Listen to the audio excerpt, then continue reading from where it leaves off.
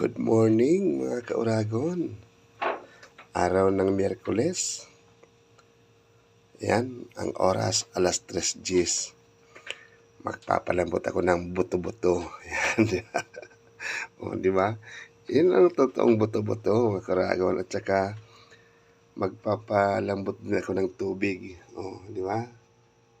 Yan ang mga pambihirang palambot mga kauragon. O. Di ba? Good morning dyan sa lahat ng tulog pa. Ayan. Kumukulo na mga kauragon yung sinalang kong pinapalambot na buto-buto. Ayan o. Diba? At saka yung tubig, lumambot na rin. Kaya hinango ko na. Ito, sinaing naman yung salang ko mga kauragon. Ayan. Sinaing naman. At itong buto-buto, hanguin ko na kasi malambot na. Magigisa na tayo. Ganun lang. Para mas mabilis yung trabaho. Takpan natin yung sinain. Yan mga kauragon. Paluto na rin ang aking sinaing. At ako'y magigisa na rin ng gulay. Ayan. Ang bilis kaya nung ano. In 20 minutes, lambot na yung buto-buto. Magigisa na tayo. Ayan, nakahanda ng mga kauragon. Ang ricado, sibuyas, bawang, pampalasa, kamatis, siling haba, at kunting pork.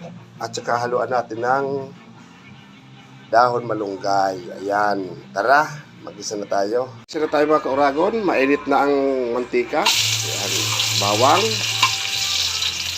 sibuyas, mikos-mikos natin. Kamatis.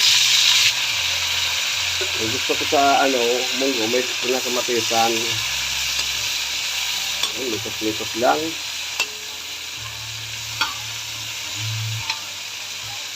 Yan, igisa natin yung pork. Hindi ko na pinakuluan kasi malambot na, puro laman.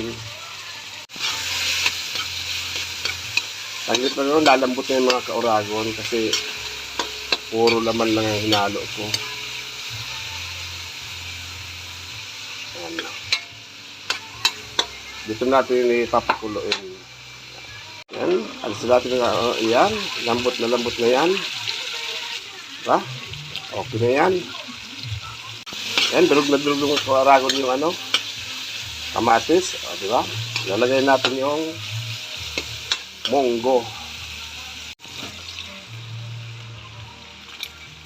Ayan.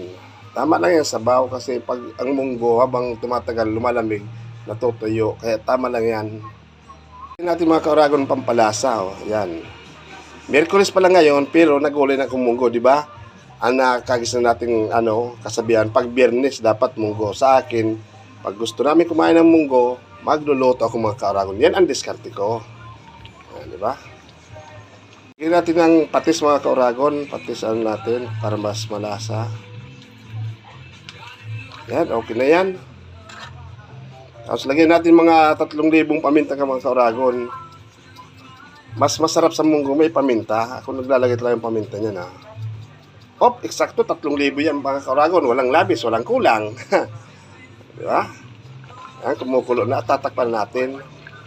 Ang oras mga kauragon, eksakto alas 4:05. Hindi eksakto. Lumampas pala. Ayan. Lagay natin ang malunggay. Ayan. Kunti lang ang malunggay eh. Tatak natin. Kasi dikit eh. Saka lagay natin ang 2 siling haba mga kauragon. Ayan. Diba? Ayos. Masarap na. Mas sustansya pa mga kauragon. Yan. Kailangan masipag lang tayo sa kusina para laging may katambal ang kanin. Yan. Mikos-mikos lang natin. Luto na yan. Palutoy lang natin kunti ang gulay. Itong malunggay. Yung lasa, templada. Isa lang naman pala lasa kasi templada. Lasa at saka yung munggo. Okay na mga kauragon ang lasa niyan. Kaya sili na lang saka malunggay.